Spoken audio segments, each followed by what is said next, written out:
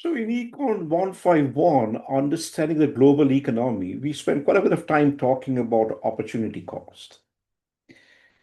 So let me talk a little bit about opportunity cost and the COVID-19 pandemic, especially because this week we'll see the report from the Second Royal Commission of Inquiry on our COVID response back in 2021, 22, etc. In economics, opportunity cost is a key concept. The idea is very simple. See, our resources, time, money, attention, they're limited. So if you devote it to one thing,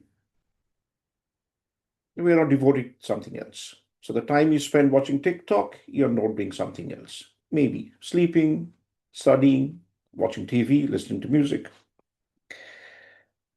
Turns out that a lot of people, including epidemiologists, don't seem to understand this concept of opportunity cost all that well. See, when we decided to save COVID lives at any cost, the question that we needed to ask is what's the opportunity cost of doing this? What do we have to give up in return? Because we do have to give up something in return. There is no free lunch. If you are devoting resources to saving COVID lives, this will have to come at the expense of something else, right? So it was always important to understand that saving COVID lives will come at the expense of lives lost elsewhere, lives from other diseases, and also lives from the loss of livelihoods. Because bear in mind that unemployment has a significant negative impact on life expectancy, right? So prolonged unemployment can also cause serious problems. But what happens is that when we are faced with the prospect of losing lives and the sort of the attendant anxiety brought on by the pandemic, we focus exclusively on identified lives.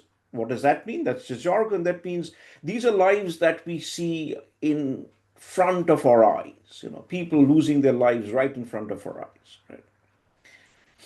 But when we get so focused on these identified lives, we ignore the loss of statistical lives, the lives that are being lost in the background from various other diseases that are not being diagnosed or treated.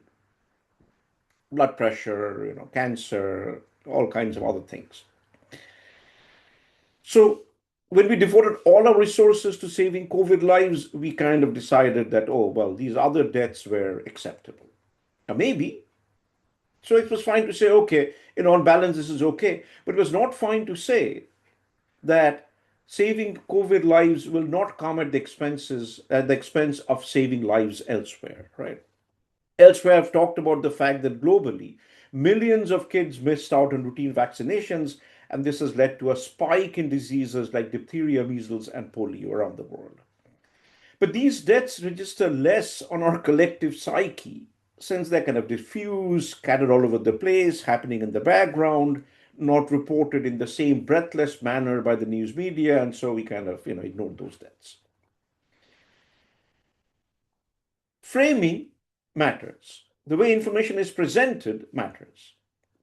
Every day we were bombarded with news of COVID deaths. What remained unsaid is that in people younger than, say, 70 years, on average, and unless you had other health issues, on average, COVID 19 has a 99% recovery rate. The mortality rate is certainly higher for people who are older, it's higher for people who have health diseases, but equally, the mortality rate is minuscule for children and for young adults who don't have other health conditions.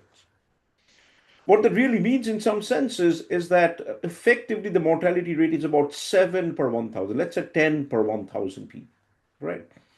So you can say, well, 10 out of 1,000 people who get the disease will die.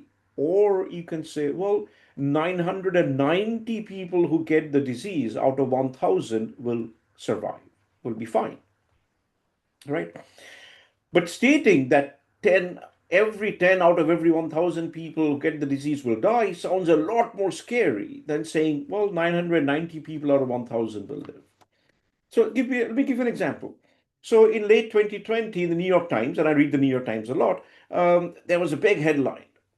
240,000 people have died from COVID this year. But in the absence of any context, it's hard to know, is this a big number? Is it a small number? How do we interpret this number, right? So if I looked at some numbers, I found that in a general year, in most years in the United States, around 650,000 die from heart disease, 600,000 die from cancer, 167,000 from accidents and unintentional injuries, and about 150,000 die from chronic lower respiratory diseases, right? So in that context, 240,000 is not that big a number because some of the people who had died from COVID probably would have died from some other diseases, etc., right? So the context matters.